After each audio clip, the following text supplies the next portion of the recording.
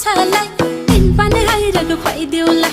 आइरक खुवाउँदा नभए मक्खु त खोले लगाइदिउला मान्छेको छैन रिस गर्ने मन खोले से लगाइदिउला मन खोले से लगाइदिउला मन खोले से लगाइदिउला मन खोले से लगाइदिउला